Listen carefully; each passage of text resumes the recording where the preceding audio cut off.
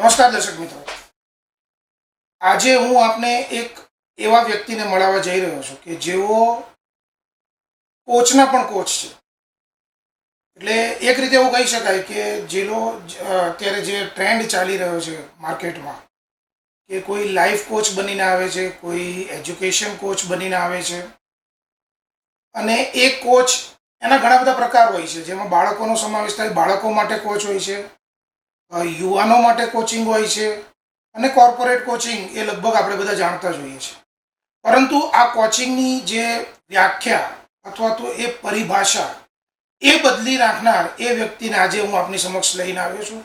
આજે આપણે એમની પાસેથી જ ઘણી એવી બાબતો જાણીશું જે કદાચ આપણે ક્યારેય પહેલાં જાણ્યા નથી. તો આપણા વિશેષ કાર્યક્રમમાં આપણે સ્વાગત કરીએ છીએ બિહાગ ત્રિવેદીનું. બિહાગ ત્રિવેદીનો આપણે જો પરિચય મેળવીએ તો તેઓ પોતે મોટિવેશનલ કોચ છે, મોટિવેશનલ સ્પીકર કહી શકાય તે છે.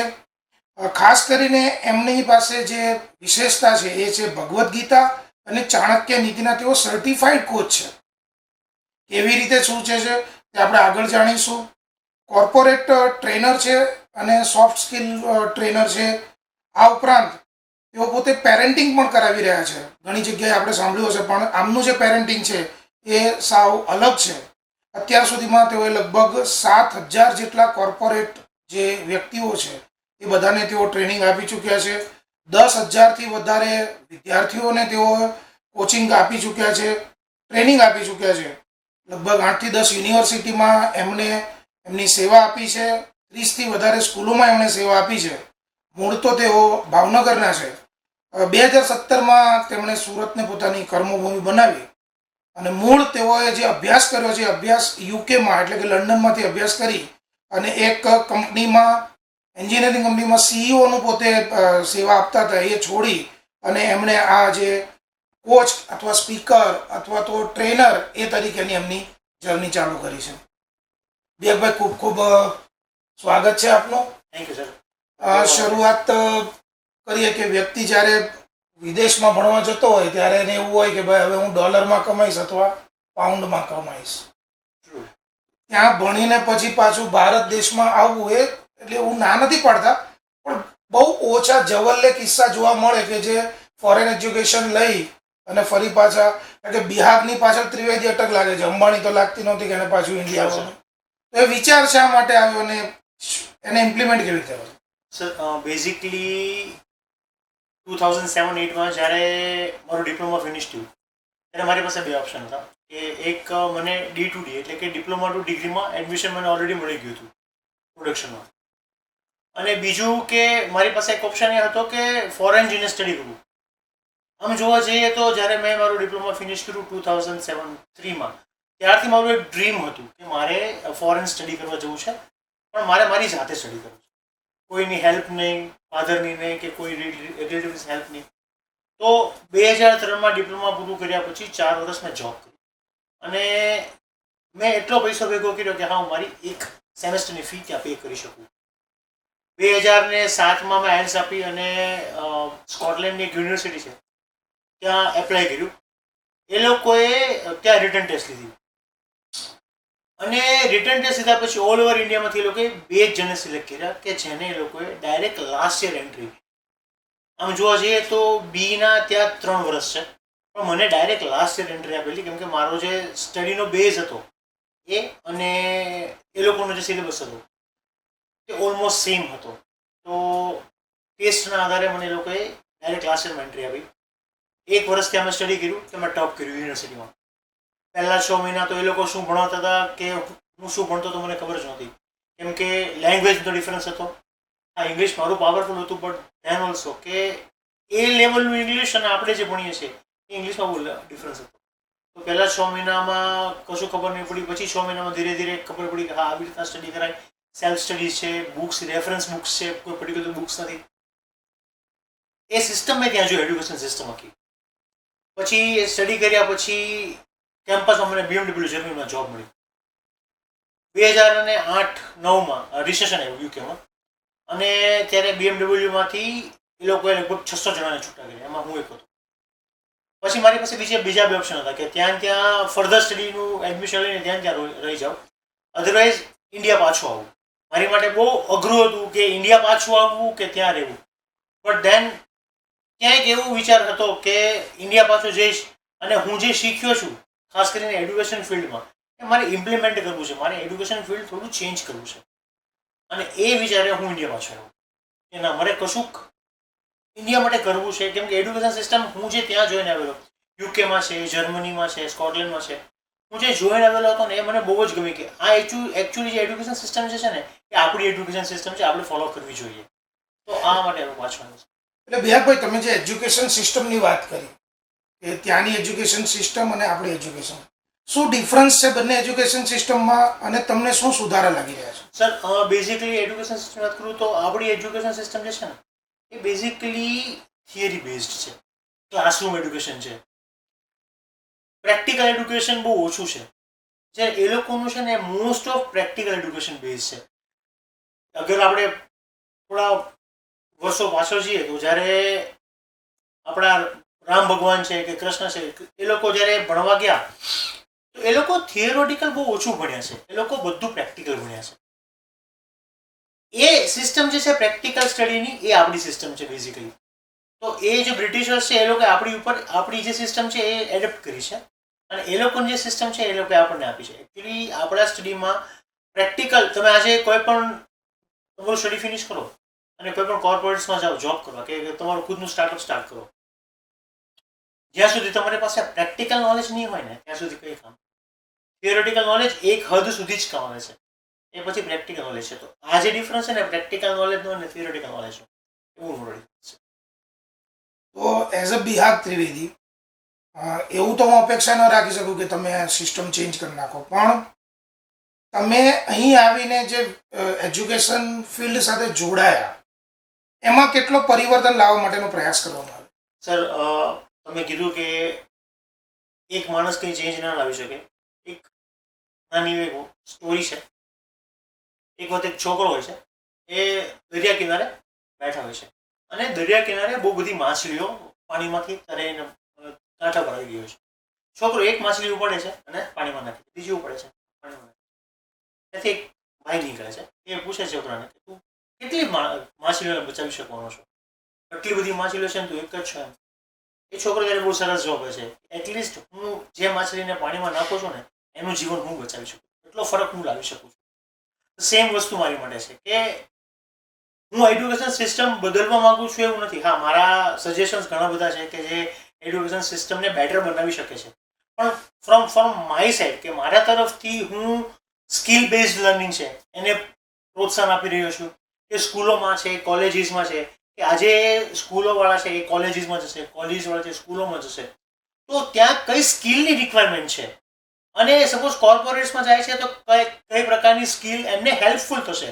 નો ડાઉટ સ્ટડી તો હેલ્પફુલ થાય જ છે, પણ સ્કિલ છે જે પાવર સ્કિલ છે, સોફ્ટ સ્કિલ છે, એ કઈ હેલ્પફુલ થશે એ હું એને શીખવાડીને એટલું એડ્યુકેશનમાં ડિફરન્સ લાવવાનો હું ટ્રાય કરી. ખાસ કરીને આપ બાળકોને પણ શીખવાડો છો, કોલેજિયન્સ એટલે કે કિશોરો અને યુવાનો રાઈટ, એને પણ શીખવાડો છો. અને ધેન આફ્ટર થર્ડ સ્ટેજ આવે છે કોર્પોરેટ્સ. કોર્પોરેટ્સ કે જે જોબમાં લાગી ગયા છે. ત્રણને આપ અત્યારે ટ્રેનિંગ આપો છો. સૌથી સારું શબ્દ તો ન વાપરી શકીએ, પણ સૌથી ઇઝી કે જેને કહેવાય ને કે આ લોકોને ટ્રેનિંગ આપીએ, બહુ સારી મજા છે અને આમ 1 કલાકનું કામ 10 મિનિટમાં પતી જાય છે, એ અને બીજા અને સૌથી હોર્સ અથવા અઘરું એ કોને આપવામાં થાય છે? સર બેઝિકલી ટ્રેનિંગની વાત કરું તો લેવલ્સ ત્રણેયના એ લોકોની રિક્વાયરમેન્ટ પ્રમાણે સેમ છે, પણ જ્યારે ઇઝીનેસની વાત આવે છે કે કોણ બહુ એડપ્ટ જલ્દી કરેલી છે વસ્તુને, તો કોલેજિયન્સ છે. કેમ કે જ્યારે હું કોલેજિયન્સને ટ્રેન કરું છું ને ત્યારે એ લોકોને ખબર છે કે મારે ફ્યુચરમાં શું કરવાનું છે, કે મારી રિક્વાયરમેન્ટ શું છે, મારે કયા કોર્પોરેટ્સમાં જવું છે, મારે કોની સાથે ડીલ કરવાનું છે, અને એ લોકોને ખબર છે કે મારે કઈ પર્ટિક્યુલર એક સ્કિલ છે એ ડેવલપ કરવાની છે કે શીખવાની જરૂર છે. એ લોકોને અમારા એક ટર્મ્સ છે SWOT કરીને, સ્ટ્રેન્થ, વીકનેસ, ઓપોર્ચ્યુનિટી અને થ્રેટ્સ. એ લોકોને કોલેજિયન્સને પોતાની સ્ટ્રેન્થ અને પોતાની વીકનેસની ખબર છે. તો એ લોકો સાથે કામ કરવું ને બહુ ઇઝી વસ્તુ છે કે મારે એ લોકોને જસ્ટ પોઈન્ટ કરવાનું છે કે તમારે આ વસ્તુ આવી રીતના કરવાની છે. They will learn by themselves. તો એ મારી માટે બહુ ઇઝી છે. અને હાર્ડ ઇઝ ઓલવેઝ કોર્પોરેટ્સ, કેમ કે ઇટ ઇઝ નોટ લાઈક કે કોર્પોરેટ્સમાં મારી ઉંમરના જ લોકો હોય છે, મારી કરતાં નાના લોકો હોય છે કે જે હાઈ પોસ્ટ ઉપર હોય છે, મારી કરતાં મોટા લોકો હોય છે કે જે હાઈ પોસ્ટ ઉપર હોય છે. તો એ લોકોને ટ્રેન કરવા ઘણીવાર સર કેવું થાય કે એજ ડિફરન્સ પ્રમાણે માણસ છે ને એ થોડોક ઢીઢ બની ગયો કે નહીં આ વસ્તુ આમ જ. અને જ્યારે કોર્પોરેટ્સની વાત કરીએ ને તો એક મેનેજર લેવલનો માણસ છે, હું મોસ્ટ પ્રોબેબલી મેનેજર છે, જનરલ મેનેજર છે, એ લોકોને ટ્રેન કરું છું. તો મેનેજર કે જનરલ મેનેજર લેવલનો માણસ હોય ને એની અંડરમાં આજે 50-100 લોકો કામ કરતા, તો એને કોઈની પાસેથી ઓર્ડર્સ લેવો કે આમ કરો અને એ વસ્તુ કરવાની આદત છૂટી ગઈ હોય છે. તો એ લોકોને જે કરાવવું કે જે આ ઇમ્પ્રુવમેન્ટ છે કે આ વસ્તુ કરાવવાની જરૂર છે એ થોડું અઘરું છે. આમ જનરલી એવું સાંભળતા આવ્યા છીએ કે બાળકો હોય એ કુમળા હોય, એને તમારે જે બાજુ વાળવા હોય એ બાજુ વળી જાય. તમે બાળકોને આમાં ક્યાંય ગણતા જ નથી. સર શા માટે? રીઝન શું? સર બાળકોનું કેવું છે કે તમે જે કીધું પ્રમાણે બાળકો કુમળા છે, જે પ્રમાણે વળાય ને એ પ્રમાણે વળાવે ને એ લોકો વળી જાય. આજે હું એ લોકોને 2 સ્કિલ શીખવાડું છું, કાલે બીજા કોઈ આવે ને એ બીજી કોઈ સ્કિલ શીખવાડે છે. તો મેં જે સ્કિલ શીખવાડે છે ને એની માટે ઇમ્પોર્ટન્ટ નથી. આજે એ લોકો શું નવું શીખ્યા છે એ લોકો માટે એ જ ઇમ્પોર્ટન્ટ છે. એ લોકોને ટ્રેન કરવા એટલી હાર્ડ છે કેમ કે એ લોકોને પોતાનો ગોલ કે આપણે લક્ષ્ય જે કહીએ ને એ હજી ફિક્સ નથી. આજે તમે કોઈ પણ 6 સ્ટાન્ડર્ડ 7 સ્ટાન્ડર્ડના છોકરાને પૂછો કે તારો લક્ષ્ય કે તારો ગોલ શું છે, તો એ લોકોને શું છે કે બસ મારે 7 સ્ટાન્ડર્ડમાં ફર્સ્ટ આવવું છે કે 8 સ્ટાન્ડર્ડમાં ફર્સ્ટ આવવું છે કે 10 સુધી બોર્ડમાં ફર્સ્ટ આવવું છે, ધેટ્સ ઇટ. તો એ લોકોને ટ્રેન કરવાની બહુ ઇઝી વસ્તુ છે. જ્યારે કોલેજના છોકરાઓ કે કોર્પોરેટ્સ માટે શું છે કે એક પર્ટિક્યુલર લિમિટ આવે છે અમારી એઝ અ ટ્રેનર, અને એ લિમિટને ક્રોસ કરીને ટ્રેન કરવાને એ લોકોને એ અમારી માટે પણ એક ચેલેન્જ છે. અને એ ચેલેન્જને કઈ રીતે ડેવલપ કરવી અને એ સ્કિલ કઈ રીતે ડેવલપ કરાવવી એ લોકોને એ એક ક્વેશ્ચન થઈ જશે. અને એ જે ક્વેશ્ચનનો આન્સર ફાઇન્ડ કરવાનો અમારી માટે એક બહુ મજાની વાત છે. આપણે હમણાં જેમ વાત કરી કે ટ્રેનર તો ઘણા બધા હોય, કોઈ પણ એક કંપની હોય અથવા તો સ્કૂલ અથવા કોલેજ. માનો કે આપણે કોલેજનું રાખીએ, બાળકોનો અત્યારે સાઈડ ઉપર રાખીએ, તો એક કોલેજ છે અથવા તો હાયર એજ્યુકેશન સ્કૂલ છે, 11th 12th 10th, અને એક કોર્પોરેટ. ઓબ્વિયસલી એ લોકો સમયાંતરે કોચિસ બોલાવતા હોય છે, ટ્રેનર બોલાવતા હોય છે. હવે દરેક ટ્રેનર એક પર્ટિક્યુલર વેથી શીખવાડતા હોય છે. કોણ ખરાબ શીખવાડે છે એની વાત નથી, પણ ઘણી વખત એવું હોય ને કે કોઈ એક વસ્તુ માટે એક રસ્તો ઇઝી છે, સારો છે, જે તે વ્યક્તિને અનુરૂપ છે, પરંતુ જે તે કોઈ પણ XYZ કોઈ કોચ આવે છે અને એ કંઈક એવું શીખવાડી જાય છે જે પ્રેક્ટિકલી સારું નથી, પ્રેક્ટિકલી યોગ્ય નથી. હવે તમારો વારો આવે છે, તો તમે એ જે જૂની જે વાત છે એને કેવી રીતે ઇરેઝ કરો છો અને તમારું કેવી રીતે પ્રતિપાદન? સર બેઝિકલી આવું દર વખતે ટ્રેનિંગમાં થાય છે, either be it's corporates, college students હોય, ઇવન સ્કૂલ સ્ટુડન્ટ્સ હોય. જ્યારે કોઈ પણ ટ્રેનર પોતાની સ્ટાઇલથી સ્ટુડન્ટ્સને કે કોર્પોરેટ્સને ટ્રેન કરીને આવે ને ત્યારે કોર્પોરેટ્સમાં કે સ્ટુડન્ટ્સમાં એ ટ્રેનરની એક ઇમેજ ક્રિએટ થાય છે. અને એ ઇમેજને ક્રેક કરવી ને ઇટ્સ બીટ હાર્ડ. કેમ કે ઘણા લોકોને શું હોય કે આજે માણસનો ઓરા હોય, એનો પ્રભાવ હોય, એ ઓરા છે ને એ 10 લોકોને પોતાની સાથે બાંધી રાખે. એ 10 લોકોને એ ઓરામાંથી બહાર કાઢવાને એ બહુ મોટી વસ્તુ છે કોઈ પણ માણસમાં. તો કોઈ પણ આજે ટ્રેનર છે એ આવી રીતના, ખોટું તો હું નહીં કહું કે ખોટું શીખવાડે છે, પણ એના નોલેજ પ્રમાણે જે સાચું છે એ શીખવાડે છે, જે વસ્તુ માર્કેટ માટે પ્રોપર નથી. તો એ વસ્તુને ક્રેક કરવીને એ થોડું હાર્ડ છે. પણ સપોઝ તમે મને પૂછો છો તો મારી માટે એ ઇઝી છે, કેમ કે આજે હું ફ્રોમ 2003થી 2018 સુધી કોર્પોરેટ સાથે હું કનેક્ટેડ હતો. તો મને કોર્પોરેટ્સમાં ખબર છે કે આ વસ્તુ પોસિબલ છે, આ વસ્તુ નથી. પ્લસ હું સ્ટડી કરતો રહું છું, નવા ટ્રેન્ડ્સ શું છે, શું રિક્વાયરમેન્ટ્સ છે માર્કેટમાં. તો એ હું કોઈ પણ સ્ટુડન્ટ્સ છે, કોર્પોરેટ છે કે કોલેજના સ્ટુડન્ટ છે કે સ્કૂલના સ્ટુડન્ટ છે, એને હું પ્રૂફ સાથે બતાવું છું કે બીજો આ તને શીખવાડ્યું છે ઇટ્સ ઓકે. એ ટાઈમ સાચું હતું આ, પણ અત્યારે આ વસ્તુ ખોટી છે. અત્યારના લેટેસ્ટ ટ્રેન્ડ પ્રમાણે કે અત્યારની લેટેસ્ટ રિક્વાયરમેન્ટ પ્રમાણે you have to do this, તમારે આ વસ્તુ કરવી જોઈએ. અને જ્યારે આજની જનરેશનની મને એક આ વાત બહુ ગમે છે કે તમે એ લોકોને કોઈ પણ વસ્તુ પ્રૂફ સાથે બતાવો છો ને તો એ લોકો જલ્દી એ વસ્તુને એક્સેપ્ટ કરી લે છે, અને એ વસ્તુ નવી વસ્તુ જે છે ને એને એડપ્ટ કરવા માટે પણ એ લોકો રેડી છે. તો જ્યારે મારી પાસે આવી કોઈ સિચ્યુએશન અરાઇઝ થાય છે કે ઉદ્ભવે છે કે મને એવું ફીલ થાય છે કે આ વસ્તુ પ્રોપર નથી, આ સ્કિલ પ્રોપર નથી, કે એ લોકોને આ સ્કિલ માં અપગ્રેડેશનની જરૂર છે, તો હું એ લોકોને આ નવો ટ્રેન્ડ છે એમ કરીને શીખવાડું છું કે આ ટ્રેન્ડ છે તમે જે શીખ્યા છો એ ખોટો નથી. ખોટો હોય ને તો પણ હું એમ નથી કહેતો કે ખોટો છે, આ આઉટડેટેડ છે, આ જે છે એ અપડેટેડ વર્ઝન છે એનું, એ તમારે હવે આ ફોલો કરવું છે એમ કરીને હું એ લોકો આપણે હમણાં ઓરાની વાત કરી કે એક વ્યક્તિનો ઓરા હોય છે. જનરલી આ તો મારું ઓબ્ઝર્વેશન છે કે જ્યારે કોઈ એક વ્યક્તિ સ્ટેજ ઉપરથી બોલતો હોય ને એટલે સાંભળનારા વ્યક્તિ છે ને આમ ડાયરેક્ટલી અથવા તો ઇનડાયરેક્ટલી 100% એને સમર્પિત હોય. સમર્પિત હોય ઇટ મીન્સ કે પેલો જે બોલે છે એ એક લેવલવાળો વ્યક્તિ બોલે છે અને સાચું જ બોલે છે.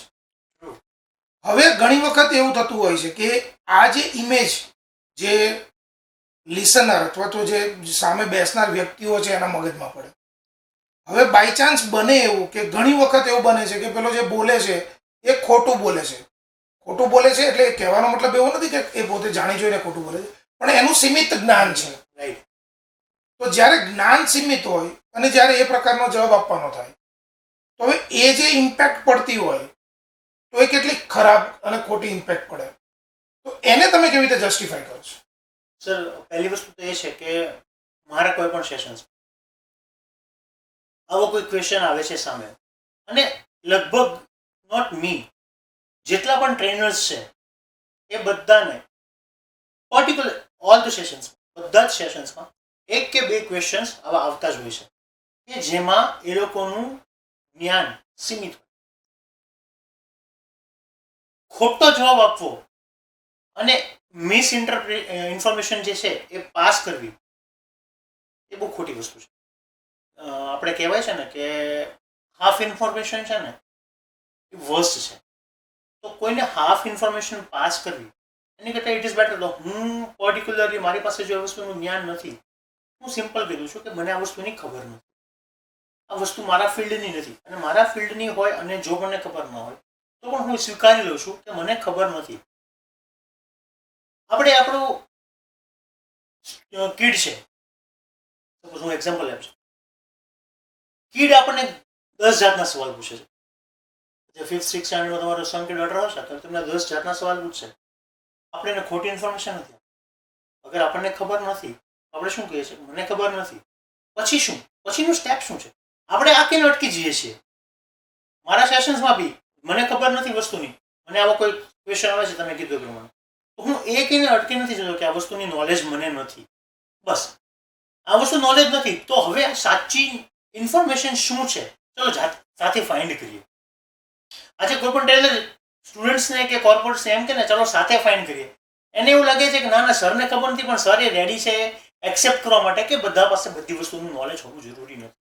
તો જ્યારે આપણે એમ કહે ને કે ચાલો સાથે ફાઇન્ડ કરીએ, ચાલો સાથે શોધીએ વસ્તુનું, એ વસ્તુ જે જૂની ભૂલ છે ને ભૂલાવી દેશે કે ના સર છે ને એને નોલેજ નથી આ વસ્તુનું, પણ એણે ખોટું નથી કીધું મને, એ સાથે શોધવાનું કહે છે. તો જ્યારે પણ ખોટું નોલેજ આવી જાય છે ને ત્યારે હું આવી રીતના એને ટેકલ કરું. કોર્પોરેટમાં આપ જે ટ્રેનિંગ આપો છો તો ઓબ્વિયસલી એક એની અંદર એક સીધી વાત હોય કે ભાઈ ફાઇનાન્સ, પ્રોફિટ, રેવન્યુ, આને કારણે જે ટ્રેનિંગો થતી હોય છે, તો એમાં સૌથી અઘરી બાબત શું હોય છે તમારા માટે? સર, કોર્પોરેટ્સમાં બહુ બધી વસ્તુઓ છે ટ્રેનિંગમાં. તમે કીધું છે પ્રોફિટ, લોસ, ફિનાન્સ, એ તો જસ્ટ બેઝિક વસ્તુ છે. આજે કોઈ પણ કોર્પોરેટ્સમાં હું જાઉં છું ટ્રેનિંગ માટે તો મેજર ઇસ્યુ હું જે ફાઇન્ડ કરું છું ને એ એક તો છે કમ્પેરિઝન. આજે જે લેવલ મેનેજર લેવલે બેઠેલો હોય છે, જનરલ મેનેજર લેવલે બેઠા જે હોય છે, એ એક એમ્પ્લોયની બીજા એમ્પ્લોય સાથે પહેલાં તો કમ્પેરિઝન કરે. તો મારી ટ્રેનિંગનો બેઝ જ આ છે કે પહેલાં તો તમે કમ્પેરિઝન કરવાનું છોડી દો. આજે તમે જેટલા ફોર્સથી કામ કરી શકો છો કદાચ એ પોસિબિલિટી છે મારી માટે હું ના કરી શકું, પણ મારા જે કોન્ટેક્ટ છે એ પોસિબલ છે તમારી પાસે નથી. તો તમે 5 કલાકમાં જે કામ કરો છો ફોર્સથી હું 2 કલાકમાં ફિનિશ કરું છું મારા કોન્ટેક્ટ. તો જ્યારે કમ્પેરિઝનની વાત આવે છે ને તો હું એક પહેલાં ના પાડું છું. બીજી વસ્તુ મેઇન ઇસ્યુ છે આજના કોર્પોરેટ્સમાં કમ્યુનિકેશનનો. આજે 10 જણાની ટીમ છે તો ટીમમાં કેમ કામ કરવું એ ખબર છે, પણ 10 જણાની વચ્ચેનું કોમ્યુનિકેશન કેવું રાખવું એ નથી ખબર. તો આ બે બે જે ઇસ્યુ છે ને એ મેઇન છે. અને ત્રીજો ઇસ્યુ છે એ કદાચ બધા જ કોર્પોરેટ્સને ખબર છે, એ છે કોર્પોરેટ પોલિટિક્સ. બહુ મોટો આખો અલગ જ ટોપિક થઈ જશે કોર્પોરેટ પોલિટિક્સની વાત કરીશ અત્યારે તો. પણ કોર્પોરેટ પોલિટિક્સ બધે જ છે. અને હું જેટલી પણ ટ્રેનિંગમાં કોર્પોરેટ્સમાં જાઉં છું એ લોકો જનરલમાં વાત કોઈ નથી કરતું. પણ સેશન પૂરું થયા પછી જ્યારે વન ડિસ્કશન થતું હોય કે લંચ ઉપર બેઠા હોય, ડિનર પર સાથે બેઠા હોય, ત્યારે બધા કોર્પોરેટ્સ આવીને વાત કરે છે કે સર આવી રીતના પોલિટિક્સ થાય છે, આ છે તે છે. તો આ એક બહુ મોટો ઇસ્યુ છે.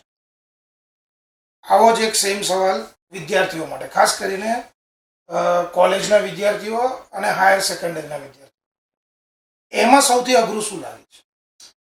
સર, કોલેજના સ્ટુડન્ટ્સ માટે એ લોકોને જે લક્ષ્ય છે એ ખબર છે, પણ ત્યાં સુધી કઈ રીતે પહોંચવું એની જે પ્રોસેસ છે ને એ નથી ખબર. તો એ લોકોને એ પ્રોસેસથી યુઝ ટુ કરાવવા કે ના ના આ પ્રોસેસ છે, અને એ પ્રૂફ કરવું કે આ પ્રોસેસ તું ફોલો કરીશ, કે તમે ફોલો કરશો તો તમે આ લક્ષ્ય કે તમે જે ડિસાઇડ કર્યું છે ત્યાં સુધી પહોંચી શકશો. એ જે વસ્તુ સમજાવવી એ બહુ અઘરી છે. બીજી વસ્તુ, સ્કૂલના સ્ટુડન્ટ્સને એક ગોલમાં બે વસ્તુ હોય. એક શોર્ટ ટર્મ ગોલ હોય અને એક long term goal. Short term goal એટલે શું કે નજીકના ભવિષ્યમાં, કે સપોઝ 6th સ્ટાન્ડર્ડ કે 7th સ્ટાન્ડર્ડમાં છે તો આ સ્ટાન્ડર્ડ ફિનિશ થાય ત્યાં સુધીનો તારો ગોલ શું છે એ સમજાવવું બહુ સારું છે. પણ લોંગ ટર્મ ગોલ સમજાવવો એ લોકોને અઘરો છે, કેમ કે એ લોકોને ખબર જ નથી કે આજથી 4 વર્ષ પછી પણ પ્લાન થઈ શકે. તો એ લોકોને જે એ પ્લાનિંગ સમજાવવું ને એ વસ્તુ બહુ સરસ. આ બધી ટ્રેનિંગની વાતો થઈ, પણ હવે મૂળ વાતો જેના માટે આપણે ભેગા થયા છે એ છે, એમના ઇન્ટ્રોમાં જ આપણે જોયું કે એમની પાસે ચાણક્ય નીતિ અને ભગવદ્ ગીતાના તેઓ સર્ટિફાઈડ ટ્રેનર છે. ટ્રેનર કરતાં પણ અગત્યનું એ છે કે એમની પોતાની ઈચ્છા એવી રહે છે, અને ઈચ્છા કંઈક મહદઅંશે પરિપૂર્ણ પણ થઈ છે, કે ભગવદ્ ગીતાને એજ્યુકેશન સિસ્ટમમાં ઇન્વોલ્વ કરવી. બંનેનો આપણે વન બાય વન આપણે ડિસ્કસ કરીએ તો પહેલો સવાલ એ, ભગવદ્ ગીતા શા માટે? સર, આજે તમે દુનિયાના કોઈ પણ પ્રોબ્લેમ્સ લો, એવું કહેવાય છે કે તમે કોઈ પણ પ્રોબ્લેમ્સ છે આંખ બંધ કરો, ભગવદ્ ગીતાનું કોઈ પણ એક પેજ ઓપન કરશો, સોલ્યુશન. અને આ વસ્તુ મેં અનુભવ કરેલ છે. ભગવદ્ ગીતા, આજે હું એક વાત કરું કે હું આજે કોઈ પણ સ્કૂલ કે કોલેજીસમાં ભગવદ્ ગીતાની ટ્રેનિંગ માટે જાઉં છું ને, કે એ લોકોને પ્રપોઝ કરું છું કે ભગવદ્ ગીતા આપણે શીખવાડીએ. તો પહેલી વસ્તુ તો એ છે કે ભગવદ્ ગીતા એટલે કંઈ શ્લોક જ છે એવું નથી. ભગવદ્ ગીતા ઉપરથી તમે લાઈફ કેમ જીવવી, તમારા લાઈફના પ્રોબ્લેમ્સને કેમ ટેકલ કરવા, એનું સોલ્યુશન કેમ ફાઇન્ડ કરવું, એ બધું જ એની અંદર શીખવાડે. તો આજે હું કોઈ પણ સ્કૂલ કોલેજીસને અપ્રોચ કરું છું તો મને પહેલો ક્વેશ્ચન એ મળે છે કે અમારી સ્કૂલ કોલેજીસમાં બીજી કાસ્ટના પણ છે, તો બીજી કાસ્ટના લોકો ભગવદ્ ગીતા કેવું નથી? એવું નથી. ભગવદ્ ગીતા આપણે મેથ્સ છે, સાયન્સ છે, એઝ એ સબ્જેક્ટ ભણીએ છીએ. તો same way Bhagavad Gita as a subject લેવાની જરૂર છે. આજે સબ્જેક્ટ્સમાંથી આપણે બહુ બધું શીખીએ છીએ, તો same we can learn a lot of things from Bhagavad Gita. Suppose એક મારો બહુ ફેવરિટ શ્લોક છે ભગવદ્ ગીતાનો, કે ઉદ્ધરેદ આત્મનાત્માનમ આત્માનમ અવસાદેત આત્મેવ જ્ઞાત્મનો બંધુ આત્મેવ રિપુરાત્મન. ભગવદ્ ગીતાનો આ એક શ્લોક છે ને, એ બહુ બધી વસ્તુ શીખવે છે. આનો હું તમને એક શોર્ટમાં મિનિંગ કહું ને તો આનો મતલબ એવો થાય છે કે આપણું જે મગજ છે ને, માઇન્ડ, એ જ મેઇન વસ્તુ છે. આપણે એવું માનીએ છીએ ક્યારેક કે આપણું માઇન્ડ છે ને એ આપણો બેસ્ટ ફ્રેન્ડ છે, પણ આપણે એ ભૂલી જઈએ છીએ કે આપણું માઇન્ડ આપણો વર્સ્ટ એનિમી પણ છે. બહુ સિમ્પલ વસ્તુ છે આ, પણ આ વસ્તુ જો કોઈ પણ સ્ટુડન્ટને પહેલેથી શીખવાડવામાં આવે કે તમારા માઇન્ડને કંટ્રોલ કેમ કરવું. આજે શું થાય છે કે આપણે બહુ બધા ન્યૂઝપેપર્સમાં, ટીવીમાં વાંચીએ છીએ કે કોઈ છોકરો છે 15-20 વર્ષનો, એને ગેમ માટે થઈને એના પેરેન્ટ્સને માર્યા, કે whatever it is, card use કર્યા, આ છે તે છે. આજે એ શું કામ થાય છે? કેમ કે આજે મગજ છે ને એ માણસને કંટ્રોલ કરે છે, માણસ છે ને એ મગજને કંટ્રોલ નથી કરતો. તો જ્યારે આપણે એઝ અ સ્ટુડન્ટ આપણે એ શીખવીએ સ્ટુડન્ટ્સને કે ભાઈ મગજ છે ને, તારું માઇન્ડ છે ને, એને કંટ્રોલ કરતા શીખે છે, તારી લાઈફ 90% તારા લાઈફના પ્રોબ્લેમ્સ છે you can solve it easily. Suppose એક જ શ્લોક છે ભગવદ્ ગીતાનો, એ આપણને એટલું બધું શીખવી શકતો હોય, તો તમે વિચાર કરો ભગવદ્ ગીતાના કેટલા બધા શ્લોકની અંદર આપણે કેટલું બધું જ્ઞાન ભરેલું છે. આજે આપણે ભગવદ્ ગીતાની જ વાત કરીએ છીએ તો ભગવદ્ ગીતા જેવું જ બીજું છે એક પંચતંત્ર. આજે હું કોઈ પણ સ્કૂલમાં જાઉં છું ને, પંચતંત્ર તો આપણું ઇન્ડિયાનું છે, અને પંચતંત્રની અંદર બધી motivational animals related motivational stories છે, વાર્તાઓ છે. આજે હું કોઈ પણ સ્ટુડન્ટ્સને એમ પૂછું છું, ઇવન પેરેન્ટ્સને, પેરેન્ટિંગના સેમિનાર્સમાં હું પેરેન્ટને બી પૂછું છું કે હેરી પોટર શું છે, બધાને ખબર છે. એલિસ ઇન વન્ડરલેન્ડ શું છે, તો બધાને ખબર. પંચતંત્રની કેટલા લોકો ખબર છે? આપણને એ નથી ખબર કે પંચતંત્રના સબ્જેક્ટ છે એ ફોરેનની યુનિવર્સિટીમાં એઝ એ સબ્જેક્ટ શીખવાડવામાં આવે છે, એઝ એ મોરલ સ્ટોરીઝ તરીકે. કે ઇન્ડિયાનો આવો એક ગ્રંથ છે કે સ્ટોરી બુક છે કે જેનાથી તમે એનિમલ રિલેટેડ, અને એ એવું નથી કે બનાવેલું છે, આપણા ઋષિઓએ આપણા બધું જોયું છે કે પ્રાણીઓ કેવી રીતના એકબીજા સાથે વાત કરતા, એ લોકો પાસે એવા નોલેજ હતા કે પ્રાણીઓની ભાષા સમજી શકતા હતા, અને એ લોકો એમાંથી લખેલી છે. આ કઈ હેરી પોટરની જેમ એવું નથી કે જસ્ટ ઇમેજિનેશનની સ્ટોરીઝ છે. તો એક નાનો એવો ગ્રંથ છે, નાની એવી સ્ટોરી બુક, આપણે એને ગ્રંથ કહીએ પંચતંત્ર. એ પંચતંત્ર જેવો ગ્રંથ છે, એ જો ફોરેનમાં આટલું બધું હોય તો આપણું ભગવદ્ ગીતા શું કામ છે? એક શ્લોક મેં તમને કીધો, એ એક શ્લોક એટલું બધું પાવરફુલ છે, એટલું શીખવાડે છે કે તો તમે વિચાર કરો એના શ્લોક્સ આપણને કેટલું શીખવાડે. ના, પણ એક પ્રશ્ન એવો આવીને ઉભો રહે ને કે ભગવદ્ ગીતા છે એમાં લાઈફ લેસન છે. તમે જ હમણાં વાત કરી કે લાઈફ લેસન છે. તો પેલો નાના બાળકો હોય એને લાઈફ લેસન સાથે, કારણ કે એને પોતાને કોઈ એક્સપિરિયન્સ જ નથી એને સ્વભાવ મીન્સ માણસને પ્રોબ્લેમ ક્યાંથી થાય? સમજદાર થયો, વધારે મેચ્યોર થયો, ધેન આફ્ટર એને પ્રોબ્લેમની શરૂઆત થઈ. જે કંઈ પણ આપણે પ્રશ્નો કહીએ છીએ, ફેમિલી ઇસ્યુઝ કહો કે ફ્રેન્ડ્સ સાથે ના કહો કે કોલિગ સાથે ના કહો, આ બધા પ્રશ્નો એને ક્યારે થાય કે જ્યારે પોતે મેચ્યોર થઈ ગયો. ઇટ મીન્સ કે ક્યાંક 10મા ધોરણમાં આવી ગયો, 9મા 10મા 11મા, એ પછી થવાના છે. હવે એ પહેલા તમે એને ભગવદ્ ગીતા, તો એને પહેલો પ્રશ્ન મારો છે કે એને ઇન્ટરેસ્ટ કેવી રીતે આવે? રાઈટ. કારણ કે એ વસ્તુ એને એની લાઈફમાં જોયું જ નથી. તમે જેમ મગજની વાત કરી, તો એ એને ખબર જ નથી. તો ઓબ્વિયસલી કે ભગવદ્ ગીતા જ્યારે ભણાવવા બેસો ત્યારે બાળક પોતે સૂઈ જશે અથવા તો ક્લાસ બંધ કરશે. અગ્રી. કારણ કે અઘરું છે. તો એને એક પ્રેક્ટિકલી એ એક્સેપ્ટ કરી શકે એ કેવી રીતે પોસિબલ? સર, પહેલી વસ્તુ તો એ કે અગ્રી તમે જે કહો છો, પણ બેઝિક વસ્તુ એ છે કે આજે 3rd કે 4th સ્ટાન્ડર્ડના સ્ટુડન્ટ કિડ્સ છે સ્કૂલ્સમાં, આપણે એને મેથ્સ શીખવાડીએ છીએ. મેથ્સની અંદર પ્રોફિટ છે, લોસ છે. આજે 3rd કે 4th સ્ટાન્ડર્ડના છોકરાને પ્રોફિટ કે લોસ સાથે શું સમજ? આજે એને કોઈ પણ વસ્તુની રિક્વાયરમેન્ટ છે, પેરેન્ટ્સને કહે છે, પેરેન્ટ્સ લાવી આપે છે. લોસ છે, પ્રોફિટ છે, પેરેન્ટ્સ ડિસાઇડ કરે. જો આપણે એ વસ્તુ 3rd કે 4th સ્ટાન્ડર્ડના છોકરાને શીખવાડીએ છીએ કે જે લોકોને કોઈ પ્રોફિટ કે લોસ સાથે કોઈ નિસ્બત જ નથી, શું કામ શીખવાડીએ છીએ? બીજો ક્વેશ્ચન. આગળ જતા એ લોકોને આ વસ્તુની સમજ આવે કે ભાઈ પ્રોફિટ અને લોસ જેવી વસ્તુ છે, અને જ્યારે એ વસ્તુની સમજ એ લોકોમાં આવે છે ત્યારે એ વસ્તુ શીખેલા હોય તો ઇમ્પ્લિમેન્ટ ઇન્સ્ટન્ટલી કરી શકે છે. આજે આપણે કહેવત છે કે આગ લાગે ત્યારે કે કૂવો ખોદવા ના બેસાય. તો જ્યારે પ્રોબ્લેમ આવે ત્યારે ભગવદ્ ગીતા વાંચીએ અને ત્યારે ખબર પડે કે આ વાંચવાની કેમ અને યુઝ કેમ કરવાની.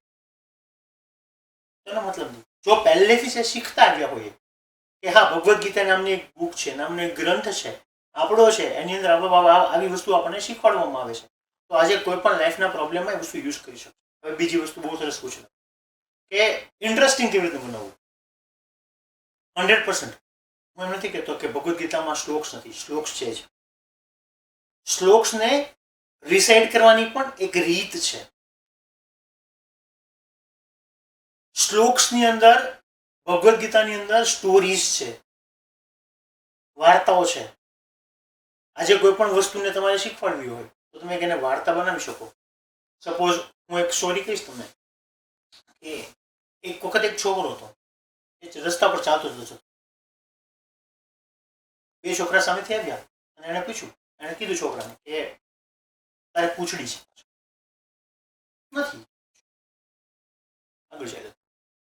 બીજા 5 છોકરા એને કીધું કે તારે તો પાછળ પૂંછડી છે? નથી. થોડું આગળ ચાલ્યો. બીજા 5 એને કીધું તારે પૂંછડી છે ને સમ લેવા છો. ત્યાર પછી બીજા 15 જણા એવી રીતના એને કીધું ને તો એ 2 મિનિટ માટે ઊભો રહ્યો અને ચેક કર્યું મારે સાચું પાછળ પૂછડી છે કે આ સિમ્પલ સ્ટોરી છે. હવે આને તમે ભગવદ્ ગીતાના શ્લોક મેં તમને જે કીધું માઇન્ડ વર્ક એની સાથે કનેક્ટ કરો. તમારા માઇન્ડમાં તમને ખબર છે મારે પૂછડી છે જ નહીં તો તમે ઉભા રહીને પાછળ જોવે. ભગવદ્ ગીતા એ શીખવાડે છે કે તમે તમારા માઇન્ડને કંટ્રોલ. સિમ્પલ વસ્તુ શીખવાડી, સ્ટોરી બે શીખવાડી. તમને આમાં કઈ પણ જગ્યાએ બોરિંગ લાગ્યું નહીં લાગે. આવા કન્સેપ્ટ છે ઓલરેડી છે, પણ આપણે શું છે કે એક વસ્તુ જે ચાલતી આવે છે ને એને જ પકડીને બેઠા છે. એની બહાર નીકળવું નથી. કૂવાના દેડકા જે કહેવાય ને કે કૂવામાં બહુ પાણી છે, બહાર આખો દરિયો છે આપણને ખબર નથી. તો ભગવદ્ ગીતા શીખવાડવાની પણ આવી રીત છે, આવી સ્ટાઇલ્સ છે. સ્ટોરી બેઝ લર્નિંગ આવે છે, શ્લોક્સ છે. તો શ્લોક્સને કેમ રિસાઇડ કરવા કે ઇઝીલી યાદ રહે અને સ્ટુડન્ટ્સને ઇન્ટરેસ્ટ આવે. આજે સેમ વસ્તુ તમે જે મને સ્ટુડન્ટ્સ માટે સ્કૂલના સ્ટુડન્ટ્સ માટે કહો છો ને એ સેમ વસ્તુ કોર્પોરેટ્સ માટે પણ છે.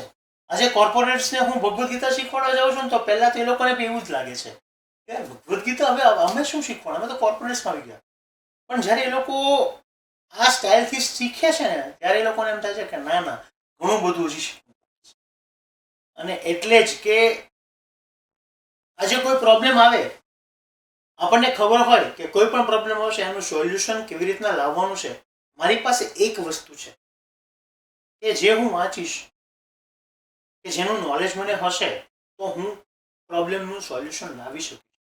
તો શું કામ નહીં, આપણે શું કામ સેકન્ડ થર્ડ સ્ટાન્ડર્ડથી વસ્તુ ના શીખવા.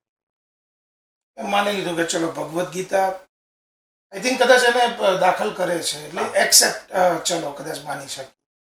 ચાણક્ય નીતિ શા માટે? મોટો પ્રશ્ન છે કે ચાણક્ય નીતિ આમ તો જો કે એટલે જનરલી એવું મનાતું હોય છે કે ચાણક્ય નીતિ એટલે શું કે ચાણક્ય નીતિ એ માત્ર પોલિટિક્સને લાગતું અગ્રી. એટલે વાત આવે ને જનરલી કોઈના પણ મગજમાં ચાણક્ય નીતિ આવે કે બોલો ચાણક્ય નીતિ વાપરી આને એટલે શેના માટે વાપરી તો કે ભાઈ પોલિટિક્સ રાજનીતિ જ્યાં આવે છે ત્યાં ચાણક્ય નીતિ આવે છે. તમે એને કોર્પોરેટ અને સ્ટુડન્ટ લેવલે શા માટે લઈ જવા માંગો છો? વાય ચાણક્ય? સર આજે એક વસ્તુ મને કહો, એવું કઈ વસ્તુ છે કે જેમાં પોલિટિક્સ નથી? એમ તો બધે જ છે આપણે પોલિટિક્સ. હમણાં જ વાત કરી કે કોર્પોરેટ પોલિટિક્સ છે. એ વસ્તુ આપણે સાઈડમાં મૂકી, પહેલા સ્કૂલની વાત કરી કે કોલેજીસની વાત કરી. આજે સ્કૂલમાં કોઈ પણ સ્ટુડન્ટ છે, છોકરો છે, કોઈ પણ એક પ્રોબ્લેમ ફેસ કરે છે. સપોઝ બુલિંગ આજકાલ બહુ વધી ગયું છે. એ પોતાના સ્ટાન્ડર્ડના છોકરાઓ છે કે હાયર સ્ટાન્ડર્ડના છોકરાઓ છે એને બુલી કરતા હેરાન કરતા હોય. ચાણક્ય નીતિમાં આ વસ્તુને કેમ ટેકલ કરવું એ શીખવાડવાનું છે.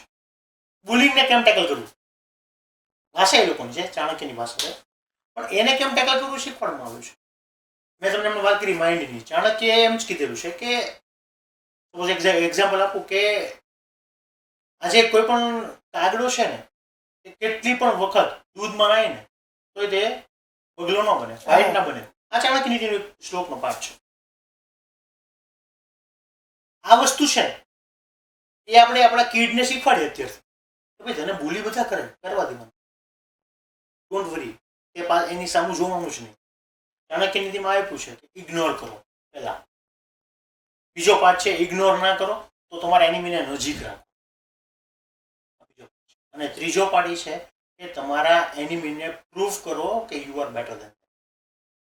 આ ત્રણ વસ્તુ જ આપણે શીખવાડીએ છીએ આપણા કિડને સ્કૂલમાં. આપણે આપણા કિડને, તમારા સપોઝ સન છે કે ડોટર છે એને સ્કૂલમાં આવો કોઈ ઇસ્યુ થાય છે કે કોલેજમાં ઇવન આવો ઇસ્યુ થાય તો આપણે પહેલાં શું કહીએ છીએ, તું કર ને, કંઈ નથી કરવું. એક કે પહેલી વખત છે ને છોડી, બીજી વખત થાય ત્યારે સેમ વસ્તુ હવે ધ્યાન રાખજે, હવે કરે ને તો મને કહેજે. અને સેમ વસ્તુ ત્રીજી વાર રિપીટ થાય તો આપણે એમ કહીએ છીએ કે હવે આમ કર, આપણે શીખવાડીએ છીએ. આપણી પાસે એક એવો ગ્રંથ છે કે જે આ વસ્તુ શીખવાડે જ છે. આજે મેન્ટલ હેલ્થની વાત કરું કે મેન્ટલ હેલ્થ છે તો એ કોઈ પણ સ્ટુડન્ટ છે કે કોઈ પણ કોલેજનો છોકરો છે એ પોતાના પેરેન્ટ્સને વાત કરતા 10 વખત વિચાર કરે છે કે હું આ પ્રોબ્લેમમાં છું, હું આ પ્રોબ્લેમમાં છું. સેમ વસ્તુ ચાણક્ય. આજે કોઈ પણ તમારો સન કે ડોટર છે એ કોઈ પણ સ્કૂલ કે કોલેજમાં છે એ તમને એ પ્રોબ્લેમ જે ફેસ કરે છે એ આપણને કહેતા 10 વખત વિચાર કરશે પહેલા. એનું રીઝન શું છે? આપણું રિએક્શન. એ વિચારશે કે હું આ વાત મારા પેરેન્ટ્સને કહીશ તો પહેલા એ લોકોનું રિએક્શન કેવું છે. બીજી વસ્તુ કે એ લોકો એવું માને છે કે આજના સ્ટુડન્ટ્સ કે હું આ વાત કરીશ મારા પેરેન્ટ્સને તો પહેલા એ લોકોને લાગશે કે મેં કંઈ કર્યું હશે ને, એટલે એનું રિએક્શન છે આ લોકો કરે છે. તો આ વસ્તુ ચાણક્ય નીતિ અગર એ લોકો શીખે છે તો એ લોકોને ખબર છે પહેલેથી કે આ લોકોને ટેકલ કેમ કરવા છે. તો આ વસ્તુ નહીં આવે. આજે કોવિડ પછી પોસ્ટ કોવિડ મેન્ટલ હેલ્થના બહુ બધા ઇસ્યુઝ છે. સ્ટુડન્ટ્સ કોલેજના લઈ લો, સ્કૂલ્સના લઈ લો, ઇવન કોર્પોરેટ્સના લઈ લો. કદાચ તમે મીડિયામાં છો એટલે તમને ખબર હશે કે સુસાઇડનું પ્રમાણ ઇન્ડિયામાં કોવિડ પછી બહુ વધી ગયું છે. બહુ જ વધી ગયું છે. એનું રીઝન એક જ નથી કે ભાઈ માણસ પાસે ઇન્કમ નથી એટલે સુસાઇડ કરે છે કે પ્રોબ્લેમ્સ છે. એ 10%માં પણ નથી. 90% છે ને એ મેન્ટલ ઇશ્યુઝ છે. જો મેન્ટલ ઇશ્યુઝને ટેકલ કરતા પહેલેથી જ આપણે શીખવાડીએ તો આ બધી વસ્તુ ના આવે. તો કોર્પોરેટ ચાણક્ય નીતિ છે કે ભગવદ્ ગીતા છે, આ બંને વસ્તુ તમને મેન્ટલ આ પ્રોબ્લેમ્સ છે ને કેમ ટેકલ કરવાની બહુ સરસ. તો ચાણક્ય નીતિ એટલે શીખવાડવું જોઈએ. કોર્પોરેટમાં કેવી રીતે કામ લાગે એટલે જનરલી, કારણ કે ત્યાં તો બિઝનેસની વાતો આવે. સર, ચાણક્ય નીતિ બેઝિકલી હું તમને કહું ને તો મેક્સિમમ યુઝ કોર્પોરેટ્સમાં જ છે. કોર્પોરેટ્સ છે તો કોર્પોરેટ પોલિટિક્સ આપણે વાત કરીએ હમણાં કે કોર્પોરેટ પોલિટિક્સ બહુ બધી જગ્યાએ છે. આજે સપોઝ તમારા કોઈ કલીગ છે, એને ખબર છે કે મારા બોસને હું આ રીતે વાત કરીશ તો એને વધારે પસંદ આવશે. આજે કંઈક નાનું એક્ઝામ્પલ આપું. હું મારા જેટલા પણ ટ્રેનિંગમાં મારી પાસે આવે છે ને હું એને બધાને એક વસ્તુ ચાણક્ય નીતિ બહુ સરસ છે હું શીખવાડું છું કે આજે તમે તમારા બોસ, ઇમિડિયેટ બોસ છે કે તમારા કંપનીના એમડી છે, તમે જ્યારે એમને પહેલી વાર મળો ત્યારે તમે શું વાત કરો? Hello sir, how are you? Bus simple. આજે તમે તમારા બોસને કે તમારા એમડીને તમે એમ પૂછશો કે સર ફેમિલીમાં બધા મજામાં છે, કદાચ પહેલી વખતે બહુ વિયર્ડ લાગશે બોસ એ અમારા ફેમિલી શું કામ પૂછે, લાગવા દો વાત. બીજી વખત પૂછો, ત્રીજી વખત જ્યારે મળે ત્યારે જેમ જેમ પૂછતા જશો ને એમ એક પર્સનલ રિલેશન બનતા જશે. એન્વાયરમેન્ટ આખું ફ્રી થતું જશે કે ના ના આ માણસ મારી વિશે તો કેર કરે જ છે પણ દર વખતે મારા ફેમિલી વિશે પણ પૂછે છે. ફેમિલી કેમ છે, ફેમિલી કેમ છે, કોણ છે ફેમિલીમાં એ પણ નથી ખબર. ખાલી એટલું પૂછીએ છીએ આપણે કે શું છે ઘરમાં બધા મજામાં, ફેમિલી સારું, ફાઇન, ઓકે. ચાણક્ય નીતિમાં બહુ સિમ્પલ સ્ટેપ છે કે તમે જ્યારે કોર્પોરેટ્સમાં જાઓ છો ત્યારે તમારા બોસને એક પર્સનલ ટચ આપવાની વસ્તુ છે આ કે તમે આજે 10 લોકો છે તમારી સાથે, તમારા કલીગ, એ બધા તમારા બોસ સાથે વાત કરતા હશે પણ તમે અલગ શું કામ છો બોસ માટે? કેમ કે તમે પર્સનલ ટચ છો. જો સિમ્પલ વસ્તુ છે. પણ આ જ્યારે કોર્પોરેટ પોલિટિક્સ આવશે ને ત્યારે તમારો બોસ જ તમને હેલ્પ કરશે કેમ કે એને ખબર છે કે કંઈક ને કંઈક પર્સનલ ટચ છે તમારી સાથે. તો જો આટલી સિમ્પલ વસ્તુ આજે તમને આટલી બધી હેલ્પફુલ થતી હોય કોર્પોરેટમાં તો કોર્પોરેટ પોલિટિક્સમાં ચાણક્ય નીતિ બહુ આગળ વસ્તુ. તો કોર્પોરેટની જે આપણે વાત કરી તો કોર્પોરેટમાં જનરલી જે શું કહે કોચ હોય, સ્પીકર હોય, જે ટ્રેનિંગ આપતા હોય, ફોરેનનો બહુ ક્રેઝ છે જનરલી. હવે ફોરેનના ફલાણા બુક્સમાં આમ લખ્યું છે, સક્સેસના આ નિયમો છે, આમ કરો તેમ કરો. એને તમે ચાણક્ય નીતિ અને ભગવદ્ ગીતાને લઈને કેવી રીતે બીટ કરો છો? સર, હમણાં એક ટેડની એક ઇવેન્ટ થઈ યુએસએમાં. એમાં એક નામ મને બહુ યાદ નથી, માલ્કમ કે માઇકલ ગ્લેડવેલ કરીને બહુ મોટો પત્રકાર છે યુએસમાં. એણે એક થિયરી આપેલી હતી આજથી લગભગ 20-25 યર્સ અગો કે ફ્રિસ્કિંગ. કે એણે એમ કીધેલું કે આજે તમે કોઈ મોલમાં જાઓ છો, ક્યાંય જાઓ છો તો વ્હાઇટ લોકો જે હોય ત્યાંના એને એ લોકો ચેક પ્રોપર નથી કરતા, બ્લેક લોકોને ચેક કરે છે, આમ છે તેમ છે, એને ચેક કરવા જોઈએ બધાને પ્રોપરલી. એક થિયરી આપી અને એની થિયરી ઉપરથી એણે યુએસ ગવર્મેન્ટે ફ્રિસ્કિંગ એડ કરેલું કે હવે બધાને ચેક કરવાના. એ વસ્તુ ત્યારે બરાબર હતી. રિસન્ટલી જે ટેડની ઇવેન્ટ હતી એમાં એને ટોક આપી સોરી કે મારી એ સજેશનના કારણે યુએસ ગવર્મેન્ટે ફ્રિસ્કિંગની પોલિસી મૂકી. બહુ નાની વસ્તુ છે સર. આવી કેટલી બધી બુક્સ છે ફોરેનની કે જે એ વખતે સાચી હશે, ત્યારે લખાણી હશે ત્યારે સાચી હશે, પણ અત્યારે એ વસ્તુનું આપણે કોરિલેટ કરવા જઈએ ને એની વેલ્યુ કઈ. તો ફોરેનની બહુ બધી એવી બુક્સ છે કે જે એ વખતે લખાયેલી હશે, સાચી હશે, પણ અત્યારે એનું કોરિલેટ કરવા જઈએ તો એનું વેલ્યુ કંઈ નથી. પણ તમે ભગવદ્ ગીતા કે ચાણક્ય નીતિને કમ્પેર કરી શકો આ બુક સાથે? હું તો પહેલી વસ્તુ એ જ પૂછું કે એ વસ્તુને કમ્પેરિઝન ના થાય. કેમ કે એ બુક જે લખાણી હશે ફોરેનમાં એ 90% ફ્રિક્શન બેઝ હશે કે એક્સપેરિમેન્ટ બેઝ હશે. પોતે એક્સપિરિયન્સ જેણે કરેલા હશે પોતાને એ લખેલું હશે, પોતે એની ફિલિંગ્સ લખેલી હશે કે હું આવું ફીલ કરું છું કે આ વસ્તુ હોવી જોઈએ. ત્યારે આપણે જાણીએ છીએ ભગવદ્ ગીતા તો ખુદ કૃષ્ણ ભગવાને લખેલી છે, એટલે એના ઉપર તો કોઈ રાઈટ જ નથી આપણને કે એની પર કોઈ ક્વેશ્ચન માર્ક મૂકી શકીએ. અને આજે કોર્પોરેટ વર્લ્ડ આખું કે પોલિટિકલ વર્લ્ડ આખું, તમે કોઈ પણ પોલિટિકલ માણસને પૂછશો કે વર્લ્ડનો બેસ્ટ પોલિટિશિયન કોણ હતો, એમાં ચાણક્ય નામ આવશે. અને કોઈ ફિક્શન નથી, આ રિયાલિટી છે, આ પ્રૂફ છે કે ચાણક્ય હતા. અને એણે ચાણક્યએ જે નીતિ લખેલી છે ચાણક્ય નીતિ, કે જે કોર્પોરેટ્સ કે પોલિટિશિયન્સ છે આજે પણ યુઝ કરે છે, તો આજે એ ટાઈમલેસ વસ્તુ છે બંને, ભગવદ્ ગીતા અને ચાણક્ય નીતિ. તો એને કોઈ પણ ફોરેનની બુક કે ફોરેનના ઓથર સાથે કમ્પેરિઝન થાય જ નહીં. કેમ કે આ વસ્તુ ટાઈમલેસ વિઝડમ્સ કહેવાય કે તમે આજે કે આજથી 100 વર્ષ પછી પણ ભગવદ્ ગીતા કે ચાણક્ય નીતિનું ઇમ્પોર્ટન્સ એટલું જ રહેવાનું છે કે જેટલું છે. કદાચ એવું બને કે આજે જે ઇમ્પોર્ટન્સ છે એની કરતાં 10 ગણું ઇમ્પોર્ટન્સ વધી ગયું છે, કેમ કે પ્રોબ્લેમ્સ વધી ગયા હશે. તો એ વસ્તુ પોસિબલ નથી કે આપણે એ વસ્તુની કમ્પેરિઝન કરી શકીએ. બુક્સ ફોરેનની બુક્સ છે કે ભગવદ્ ગીતા ચાણક્ય. એટલે એઝ અ ટ્રેનિંગની જે પદ્ધતિ છે, પદ્ધતિમાં તમને એક્સપિરિયન્સ શું થાય છે કે જે મતલબ કોર્પોરેટ અને સ્કૂલ કોલેજ દે એક્સેપ્ટિંગ કે ભાઈ એમને વધારે રસ એમાં હોય છે કે આજે તમે નવો ટ્રેન્ડ ચાલુ કર્યો છે? એટલે કહેવાય ને કે ઘણી વખત એવું હોય કે એક રૂટીન, એક શું કહેવાય ભાઈ ટ્રેનર આવવાના છે એટલે એ ફલાણા ફોરેનના આટલા એક્ઝામ્પલ આપશે, એની આટલી થિયરી આપશે, આ એક માઇન્ડસેટ હોય છે અને એ પ્રમાણે કરશે. એટલે કે ભાઈ શું થશે, ઓકે. એટલે હવે એમાં બિહાગ ત્રિવેદીની એન્ટ્રી થાય છે અને બિહાગ ત્રિવેદી આખું એને પૂરબ પશ્ચિમ જેવું કરી નાખે છે. એટલે પશ્ચિમથી સીધો પૂરબ લઈ જવાની વાત આવે છે. અને બિહાગ ત્રિવેદી કહે છે ના ભાઈ, હું ભગવદ્ ગીતા અને ચાણક્ય નીતિને આધારે કરીશ. તો હાઉ યુ કન્વિન્સ ધેમ એમ કેટલા પ્રમાણમાં એ લોકો રેડી થાય? ઓકે સર, એક બહુ સિમ્પલ એક્ઝામ્પલ એક આપું છું. હમણાં હું એક કોલેજમાં કમ્યુનિકેશન સ્કિલની ટ્રેનિંગ માટે મેં સિમ્પલ એક ક્વેશ્ચન પૂછ્યો કે કમ્યુનિકેશન સ્કિલ સૌથી પહેલા યુઝ કોણે કરેલી? તો બધા MBA ના સ્ટુડન્ટ્સ હતા, લાસ્ટ યરના ફાઇનલ યર્સના, કે જે લોકો ઇન્ટરવ્યુ એપિયર થવાના હતા. કોઈ ફોરેન ઓથર્સ છે, કોઈ ફોરેનના સ્પીકર્સ છે, એના નામ આવ્યા. મેં એક સિમ્પલ ક્વેશ્ચન, હું તમને એમ કહું કે કમ્યુનિકેશન સ્કિલનું બેસ્ટ એક્ઝામ્પલ હનુમાનજી છે, તો તમે માનશો કે નહીં?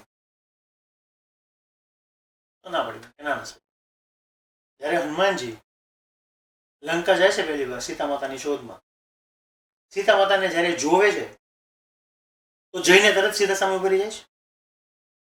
ના ના, નથી. શું કરે છે? ભગવાન રામની જે આખી કથા છે એ સંભળાવે છે, પછી સીતા માતા સાંભળે છે. સીતા માતાને એમ થાય છે કે નાના કોઈ જાણીતું માણસ છે, પછી એની સામે જાય છે. કેમ કે સીતા માતાને રામ ભગવાને કીધું હતું કે સીતા માતાને વાનરથી બીક લાગે છે. જો આ બધી વસ્તુ આપણા ગ્રંથમાં બહુ બહુ સ્પષ્ટ રીતે લખેલી છે. આપણી નજર નથી કે આ વસ્તુને આપણે પારખી શકીએ. આજે તમે કોઈ પણ જગ્યાએ એપ્રોચ કરો કોઈને, નવા માણસ છે, હવે મોડર્નમાં આવ્યા, નવો માણસ કોઈ છે, તમે આજે એને એપ્રોચ કરવા જતા હોય, કોઈ પણ કોર્પોરેટ છે, સેલ્સમાં છે, માર્કેટિંગમાં છે, કોઈને પણ એપ્રોચ કરવા જતા હોય તો સીધા જઈને એપ્રોચ કરે છે? એની શું છે, એની કંપની શું કરે છે, જાણશે પહેલા. પ્રોફાઇલ ચેક કરશે. હનુમાનજીએ સીતા માતાની આખી પ્રોફાઇલ ચેક કરી હતી. કમ્યુનિકેશન સ્કિલનું બેસ્ટ એક્ઝામ્પલ છે. તો આવા એક્ઝામ્પલ્સ આપણા ગ્રંથોમાં આપેલા છે, તો શું કામ ને ફોરેન એક્ઝામ્પલ્સ લેવા આપણે? ના, એટલે મારો પ્રશ્ન એ છે, હું ઓકે ઇટ્સ ઓકે, તો પણ સામે જે તમને સાંભળનારા છે તે એ એક્સેપ્ટ કરે છે સર, એ લોકોને બહુ મજા આવે છે આ વસ્તુમાં. અચ્છા. કેમ કે કશું નવું છે, કશું નવું છે. કેમ કે એ લોકો આ વસ્તુ કોઈ દિવસ ઓબ્ઝર્વ કરેલી નથી. આજે હનુમાનજીનું એક્ઝામ્પલ આપ્યું. આજે એવા કેટલા લોકો હશે કે જેણે રામાયણ નહીં જોઈ હોય? બધાએ જ જોઈ છે. બધાને ખબર છે આ વસ્તુ. બધાને એ પણ ખબર છે કે હનુમાનજીએ ડાયરેક્ટલી એપ્રોચ નથી કરેલો. હનુમાનજીએ પહેલા રામ ભગવાનની આખી કથા સાંભળાવી, સીતા માતાને થોડો વિશ્વાસ આવ્યો, પછી હનુમાનજીએ એપ્રોચ કર્યો. સિમ્પલ. તો કમ્યુનિકેશનમાં કન્સેપ્ટ છે. તો જ્યારે તમે કન્સેપ્ટ આવી રીતના ક્લિયર કરો છો ને ત્યારે વસ્તુ એ લોકો, કેમ કે શું છે આપણા કલ્ચરમાં રિલિજન બાદ કરો, હિન્દુ મુસ્લિમ કંઈ પણ નહીં, આપણા કલ્ચરમાં રિલિજન બહુ ઇમ્પોર્ટન્સ આપેલું છે. આજે તમે કોઈ પણ માણસને એના રિલિજન સાથે કનેક્ટ કરો છો ને તો એ વસ્તુ માણસને ઇઝીલી યાદ રહે છે, એ વસ્તુ માણસ ઇઝીલી એક્સેપ્ટ કરી લે છે. આજે મેં તમને આજે હનુમાનજીનું એક્ઝામ્પલ આપ્યું કમ્યુનિકેશન સ્કિલનું, તો તમે ઇઝીલી એક્સેપ્ટ કર્યું કેમ કે તમને ખબર છે, તમે વસ્તુ જોઈ છે, ટીવીમાં જોઈ છે, તમે વાંચી છે, એનું એનાલિસિસ નહોતું એ કરીને આપ્યું એટલા માટે વધારે હવે લાઈફ ક્લિયરિટી આવી ગઈ કે ના ના હનુમાનજી આવું કરે છે તો આપણે આવું કરવાનું છે. મૂળત તમે જે કહેવા માંગો છો એ આપણું પોતાનું જેટલું મહાન છે, then why should we find outer side. તો હવે ઓકે કે ભાઈ શ્રીમદ ભગવદ્ ગીતા કે પછી ચાણક્ય નીતિ. એક ત્રીજો ટોપિક છે, એ ટોપિક ખૂબ જ સેન્સિટિવ ટોપિક છે, એમાં પણ તમારી ઈચ્છાઓ એવી હોય છે કે આ પણ થાય, અને એ છે સેક્સ એજ્યુકેશન. ભારતમાં આ વિશે ઘણા બધા શું કે શિક્ષણવિદો, બુદ્ધિશાળી લોકો આના પર ઘણી બધી ચર્ચાઓ કરી ચૂક્યા છે, અને ઘણા બધા એવો પક્ષ પણ રાખ્યો છે કે આ થવું જોઈએ, સેક્સ એજ્યુકેશન એ અપાવવું જોઈએ. આઈ થિંક કદાચ એના પર એક મૂવી પણ આવી ગયું છે, પણ હજુ સુધી એ ક્યાંય કોઈ પણ સરકારે, કોઈ પણ રાજ્ય એની અંદર પોતે ફોરવર્ડ નથી જઈ શક્યા. ફોરેનનું જ્યાં સુધી સ્ટડી કર્યું હોય ત્યાં સુધી ખબર છે કે ત્યાં આપવામાં આવે છે. ઇવન આપણે અહીંયા, મને યાદ છે કે અમે જ્યારે ભણતા ત્યારે શું કે કદાચ 9મા ધોરણમાં બાયોલોજી પહેલા એક સબ્જેક્ટ આવતો હતો, ત્યારે ફર્સ્ટ ટાઈમ 9મા ધોરણમાં ફર્સ્ટ ટાઈમ એક હ્યુમન બોડી વિશે પેલું શીખવાડવામાં આવતું હતું. અમારા જે સર હતા એ શું કરતા કે ભાઈ ચલો ગર્લ્સ છે, ચલો તમે રમવા જાઓ, બોયઝને પહેલા ભણાવી લીધા, ધેન આફ્ટર ગર્લ્સ આવે, અચ્છા ગર્લ્સ માટે પાછા લેડી ટીચર, ફિમેલ ટીચર આવે, અત્યારનું તો જે હોય તે. પણ ટૂંકમાં આ એક છોછ રાખવામાં આવે છે, અને આ છોછમાં તમે ઈચ્છો છો કે સેક્સ એજ્યુકેશન એડ થવું જોઈએ. શા માટે? સર બહુ સરસ વાત કરી તમે. હજી તમે જે વર્ષો પહેલા જે તમે જે રીતે સ્ટડી કરી છે ને, આજે 70% સ્કૂલમાં હજી આ જ વસ્તુ ફોલો થાય છે. આજે હું બહુ બધી સ્કૂલમાં જાઉં છું. સેક્સ એડ્યુકેશન તો બહુ ઉપરની વસ્તુ છે સર. આજે એક સિમ્પલ એક્ઝામ્પલ આપું તમને. આજે ફિમેલ હાઇજીન, મેન્સ્ટ્રુએશન છે, પીરિયડ્સ છે, પેડ્સ કેમ યુઝ કરવા, સેનિટરી નેપકિન્સ કેમ યુઝ કરવા, શું કામ કેરી કરવા, ક્યારે યુઝ કરવા, આ બધી વસ્તુ વિશે બહુ ખુલ્લી વાત થાય છે.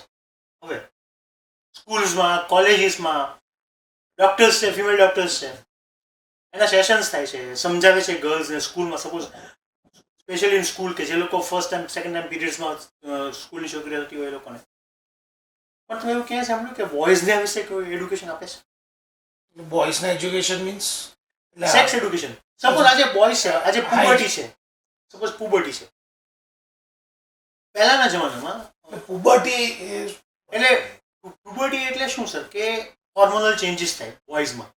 સપોઝ વાળ આવે, બોડી હેર આવે, પછી તે પ્રમાણે પછી પ્રાઇવેટ પાર્ટ્સમાં ચેન્જીસ થાય. આ બધી વસ્તુ બોયઝમાં પણ થાય છે. આજે ગર્લ્સ જેમ પીરિયડ્સમાં થાય છે એમ હોર્મોનલ ચેન્જીસ બોયઝમાં પણ થાય. આપણે એની કોઈ વાત નથી, એટલે પુબર્ટી કહેવાય, એને પુબર્ટી કહેવાય છે. આપણે એની વિશે વાત નથી. આજે હું બહુ બધી સ્કૂલ્સ, કોલેજીસ તો નહીં, સ્કૂલ્સમાં બહુ બધી જગ્યા ઓફર આપું છું કે ફિમેલ હાઇજીનની બહુ બધા વાત કરો છો. I want to talk on puberty. મને જ ના પાડી કે અમે આ વિશે વાત નહીં કરી શકીએ. શું કામ? આ વસ્તુનો સ્ટિગ્મા છે. જે વસ્તુ વિશે વાત ના કરી શકીએ એને સ્ટિગ્મા. આ વસ્તુનો સ્ટિગ્મા છે. આજે મારો સન છે, 13 વર્ષનો છે. આજે એ મને કોઈ પણ મૂવી સપોઝ જોવા જઈએ, એમાં કોઈ પણ એક એવો સીન આવી ગયો, એવો આપણને પૂછે છે કે શું કામ, તો આપણે શું કહીએ છીએ? આપણે ઇગ્નોર કરી દઈએ છીએ ક્વેશ્ચન. એઝ અ પેરેન્ટ કે નહીં આ વસ્તુ નથી હા શીખવા એટલે ત્યાં પોસિબલ નથી. ઘરે હોય ને એવી કઈ એડ આવતી હોય તો એવું હતું આપણે તે ચેનલ ચેનલ ચેન્જ કરી નાખીએ છીએ. આ ફેક્ટ વસ્તુ છે. ફેક્ટ વસ્તુ છે. પછી આજે તમે તમારા સનને કે તમારી ડોટરને પાસે બેસાડીને કે સાથે બેસાડીને સમજાવ્યું છે આ વસ્તુ કે ભાઈ તારામાં આવો હોર્મોનલ ચેન્જીસ આવશે, you have to be careful? નથી સમજાવતું. આ વસ્તુ વિશે વાત થવી જોઈએ. ખાલી ફિમેલ હાઇજીન વિશે જ વાત થાય, ગુડ, કે એટલીસ્ટ આઈ એમ હેપી કે સ્કૂલ્સ આ વસ્તુને આગળ લઈ જઈ રહી છે ફિમેલ હાઇજીન માટે. પહેલા આ વસ્તુ વિશે બી વાત નહોતી થતી. બંધ રૂમમાં તમે જે કીધું એ પ્રમાણે વાત થઈ જતી હતી, વાત ફિનિશ. હવે આજે ફિમેલ હાઇજીન માટે ખુલ્લેઆમ વાત ચાલુ થઈ છે. આઈ એમ વેરી હેપી. પણ I will be more happy કે આ વસ્તુ બોયઝ માટે પણ થાય. પુબર્ટીની વાત બોયઝ માટે થવી જોઈએ. તો સેક્સ એડ્યુકેશનની રિક્વાયરમેન્ટ ત્યાં છે. આજે કોઈ પણ એક છોકરો છે એ 9th સ્ટાન્ડર્ડ 10th સ્ટાન્ડર્ડમાં આવશે ત્યારે એને સેક્સ રિલેટેડ બધી ઇન્ફોર્મેશન ક્યાંથી મળે છે? કાં તો ઓનલાઈન બહારથી. એવાનો મતલબ એ છે કે ક્યાં ફ્રેન્ડ સર્કલ છે, ખાનગીમાં પોર્ન ફોન જોશે, કાં તો યુટ્યુબ વિડીયો જોશે, એ રીતનું. આવું છે. આ વસ્તુની ઇન્ફોર્મેશન કે ભાઈ શું સાચું છે એ એને ખબર જ નથી. એ શીખે છે શું કે જે એને વિડીયોમાં દેખાય. ના તો આપ જે કહો છો આજે આ બાબતે બધાને ખબર જ છે, જે પેરેન્ટ્સ છે એમને ખ્યાલ જ છે, પણ એક્સેપ્ટન્સ શા માટે નથી? Exactly sir. આપણે આજથી 20 વર્ષ પહેલાની વાત કરીએ તો ફિમેલ હાઇજીનનું પણ એક્સેપ્ટન્સ હતું જ નહીં. બરાબર, સાચી વાત. ફિમેલ હાઇજીન જેવી વસ્તુ જ નહોતી પહેલા. તો આજે આપણે એ વિશે વાત કરીને એનું એક્સેપ્ટન્સ લાવ્યા છીએ કે ના આ વસ્તુ વિશે વાત થવી જોઈએ. કેમ નથી થતી? તો સેમ વસ્તુ સેક્સ એડ્યુકેશનમાં છે. આ વસ્તુ વિશે વાત થવી જોઈએ. કેમ નથી? આજે હું કોલેજ ફિનિશ કરીને હું ફોરેન ગયો સ્ટડી કરવા માટે, તો ત્યાં આ વસ્તુ સેક્સ એડ્યુકેશન બહુ ઓપન વસ્તુ છે. એનું ડિસ્કશન થવું બહુ ઓપન વસ્તુ છે. તો એ વખતે મને એમ ફીલ થયું કે સારું મારી પાસે આ વસ્તુનું નોલેજ કેમ નથી? આજે કોઈ પણ જણા ડિસ્કશન, કોઈ પણ લોકો ડિસ્કશન વાતનું કરતા હોય, સેક્સ રિલેટેડ ડિસ્કશન કંઈ થતું હોય, તો હું એમાં શરમથી પાર્ટિસિપેટ નથી કરી શકતો. આ શરમ વસ્તુ જે છે, સ્ટિગ્મા છે ને, એ વસ્તુ પહેલા તો બ્રેક કરવાની જરૂર છે કે ના આ વસ્તુ વિશે વાત તો થવી જ જોઈએ. ના તો પણ એમાં બી સંસ્કારની વાત ક્યાં જશે? સર એક મિનિટ, હવે આ બહુ મોટો ટોપિક. હવે આપણે સંસ્કારની વાત કરીએ તો ભગવદ્ ગીતામાં બી કામ વિશે વાત કરીએ. શું વાત કરો છો? Yes sir. ઇવન દુનિયાનો એટલે આ તમારા મોઢે પહેલી વખત સાંભળો છો? સેક્સ એડ્યુકેશનનો મોટામાં મોટો ગ્રંથ કયો? કામસૂત્ર. ક્યાં લગાડો? એના વિશે મને ઇન્ડિયામાં, હા, ભારતમાં. ભારતમાં આપણે ઋષિ મુનિએ જ લખ્યો છે. હા, આપણે ઋષિ વાત્સ્યાયનને મને લખ્યું છે. આજે કોઈ પણ તમે કલ્ચર લઈ લો, ફોરેનનું કોઈ પણ કલ્ચર કે જ્યાં સેક્સ એડ્યુકેશનની વાત ખુલ્લે થાય છે, કોઈ પણ ને ત્યાં આગળ એ લોકોના કલ્ચરમાં કોઈ એવા ભગવાન છે કે જે લોકો એ લોકોને ગોડ ઓફ સેક્સ કહેવાય છે? આપણે છે કામદેવ. જો આ વસ્તુ આપણા કલ્ચરમાં છે તો વાત કરવામાં શું વાંધો છે? હું એક જ વસ્તુ સ્વીકારવા તૈયાર નથી કે આજે તમે કામદેવ વિશે તમને ખબર છે, તમને કામસૂત્ર વિશે ખબર છે કે આ બધું ઇન્ડિયામાં રચાયું છે. કામસૂત્ર આખું કામદેવ છે ઇન્ડિયામાં છે, આપણા કલ્ચરમાં છે. તો આ વસ્તુ વિશે વાત ઇન્ડિયાવાળા કેમ નથી કરી શકતા? આજે જ્યારે આ લોકો કૃષ્ણ ભગવાન એ બધા છે, એ લોકો જ્યારે ઋષિ મુનિઓના આશ્રમમાં ભણવા જતા હતા, તો તમને શું લાગે છે એ લોકોને કામસૂત્રનું કે એનું કોઈ જ્ઞાન નહીં આપ્યું હોય? આપ્યું છે. ત્યારે જે વસ્તુ એ લોકો આજે કૃષ્ણ ભગવાન ભગવદ્ ગીતામાં કામ વિશે વાત કરે છે, તો કામ એટલે શું? આ જ વસ્તુ છે. તો ભગવદ્ ગીતામાં ખુદ ભગવાન યોગ, કામ આ વિશે વાત કરે જ છે. જો ભગવાન આ વિશે વાત કરી શકતા હોય તો આપણે શું કામ નથી કરી શકતા? હવે એ જ પ્રશ્ન છે ને કે હવે જે સંસ્કારવાળી વાતોને લઈને જે પડદો નાખવામાં આવે છે, એક્સેપ્ટ કે કદાચ પાછલા 1000 વર્ષમાં આપણે ગુલામીની જંજીરોમાં રહ્યા અને એક માન્યતાઓ ફેલાઈ. હવે વર્લ્ડ આખું ખુલી ગયું છે. એટલે તમારા મોબાઈલમાં તમે અમેરિકામાં શું થયું એ જોઈ શકો છો. એટલે અત્યારે હવે બધું શું કે એક સૂત્ર જેવું થાય છે એટલે એક્સેપ્ટેશન્સ ત્યાંથી આવે છે ને તમે આપણી પોતાની વાતો કરો છો. તો આ જે તમારી દ્રષ્ટિએ કે ભાઈ આ જે સંસ્કારનો પડદો છે, આપણે એવું નથી કહેતા કે સંસ્કારનો પડદો હટી જવો જોઈએ. હા, સંસ્કાર exactly. સંસ્કાર છે, પણ જે રિયાલિટી છે, જે હકીકત છે, એને એક્સેપ્ટ કરતા હજુ આવતા કેટલા દાયકાઓ લાગશે તમારી દ્રષ્ટિએ? સર, સંસ્કાર છે ને, આપણે એમ કહેવાય છે કે સંસ્કાર છે ને એ ઘરેણું છે. અગ્રી, સંસ્કાર ઘરેણું છે આપણું, અને આપણે આપણા છોકરાઓને એ સંસ્કાર આપવા જ જોઈએ. અને એટલે જ હું ભગવદ્ ગીતા અને ચાણક્ય નીતિ, રામાયણ, પંચતંત્ર, મહાભારત એ બધી વસ્તુ પર ભાર મૂકું છું કે આ વસ્તુ થ્રુ સ્કિલ શીખવાડવી જોઈએ. એની અંદર ઓલરેડી સ્કિલ શીખવાડેલી છે અને એ લોકો ઇઝીલી, પેરેન્ટ્સ ઇઝીલી એક્સેપ્ટ કરે છે. હું જ્યારે મેં તમને હનુમાનજીનું એક્ઝામ્પલ આપ્યું, પેરેન્ટિંગમાં કમ્યુનિકેશન સ્કિલ વિશે હું આ એક્ઝામ્પલ આપું છું ને, તો પેરેન્ટ્સ ઇઝીલી એક્સેપ્ટ કરી લે છે આ વસ્તુ. તો સેક્સ વિશેની વાત શું કામ નથી કરતી? પહેલું તો એ. બીજી વસ્તુ, તમે જે કીધું કે સંસ્કાર છે, જેમ આપણા સંસ્કાર છે કે એડ્યુકેશનની વાત કરવી, કમ્યુનિકેશન સ્કિલની વાત કરવી, એમ આ પણ એક સંસ્કાર છે. એ સંસ્કાર એટલે એક જ વસ્તુ નથી. આજે તમે બધા ગ્રંથ વાંચશો ને તો 9 જાતના કે 16 જાતના સંસ્કાર આપેલા છે.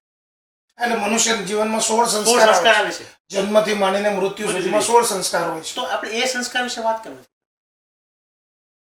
સંસ્કાર એટલે શું? કે માણસને સાચી વસ્તુ શીખવાડે ને એ સંસ્કાર. માણસને સાચી વસ્તુ શીખતા રોકે સંસ્કાર નથી. સંસ્કાર શું છે? આજે તમને આ વસ્તુ છે સાચી છે કે નહીં તમને ખબર પડવી જોઈએ, એ સંસ્કાર છે. તો હવે જે અત્યારે ભારતનો સૌથી મોટો પ્રોબ્લેમ છે ને, કદાચ સોમવાર એટલે ગઈકાલે જ દેશનો સૌથી ચર્ચારિત કેસ આરજીકર હોસ્પિટલ હા. કલકત્તા રેપ. તો તમને એવું લાગે છે કે સેક્સ એજ્યુકેશન આપવાથી જે બળાત્કારની ઘટનાઓ છે એમાં કોઈ ફરક પડી શકે, અથવા તો આપણે તે જે પ્રોબ્લેમ છે મોલેસ્ટેશન જે કહી શકાય એ બધામાં કોઈ ફરક પડી શકે? Sir, definitely. આજે 70% હજી 70% મેલ કે ફિમેલ બંને આવી ગયા મોલેસ્ટેશન થાય છે. ઇટ ડઝન્ટ મીન કે ખાલી ફિમેલનું જ મોલેસ્ટેશન થાય છે, મેલનું પણ શોષણ એટલું જ થાય છે. આજે આપણે આ વિશે વાત કરશું, આપણે કિડ્સને વસ્તુ શીખવાડશું તો એ લોકોને ખબર પડશે કે આને મોલેસ્ટેશન કહેવાય. અને આપણે એની સાથે છૂટથી વાત કરશું તો એ લોકો આપણી સાથે છૂટથી વાત કરતા થશે કે મારી સાથે આવું થયું સ્કૂલમાં. બેડ ટચ ગુડ ટચ તો શીખવાડે જ છે. સર, ખાલી બેડ ટચ ગુડ ટચ વિશે વાત કરે છે, ક્યારે કરે છે? બહુ બહુ સરસ વસ્તુ છે. બેડ ટચ અને good touch senior KG, junior KG, first standard. પછી શું? પછી કાંઈ નહીં. આજે પછી સેકન્ડ થર્ડ સ્ટાન્ડર્ડની આજે તમે જુઓ છો કે 4th 5th સ્ટાન્ડર્ડની છોકરીઓ છે એ ઘણી વખત કમ્પ્લેન કરે છે કે મને આજે બસવાળાએ આવું કર્યું, કે વેનવાળાએ આવું કર્યું, કે ટીચરે આવું કર્યું, કે નેબરે આવું કર્યું. એ કેટલા વખત પછી કહે છે? 10% જ કેસીસ એવા છે કે જે મોલેસ્ટ થયેલી ગર્લ્સ તરત આવીને કરે છે વાત પેરેન્ટ્સને, એ કન્સર્ન પર્સનને, ટીચરને, કે મારી સાથે આવું થયું. આજે મહિનાઓ સુધી આવું ચાલે છે અને પછી વાત કરે છે કે મારી સાથે 4 મહિનાથી 5 મહિનાથી આવું થાય છે. એનું પહેલું રીઝન એ છે કે આપણે જે વિશે વાત નથી કરતા. આજે હું મારા સનને એમ કીધું, અને હું મારા સનને હજી આજની તારીખ હું એમ જ કહું છું કે તને કોઈ પણ જગ્યાએ કોઈ પણ બહારનો માણસ આવીને ટચ કરે ને તો મને આવીને કહી દો તારા પ્રાઇવેટ પાર્ટ્સ છે. એટલા હું એને એટલી સમજાવું છું કે આ તારા પ્રાઇવેટ પાર્ટ્સ કહેવાય.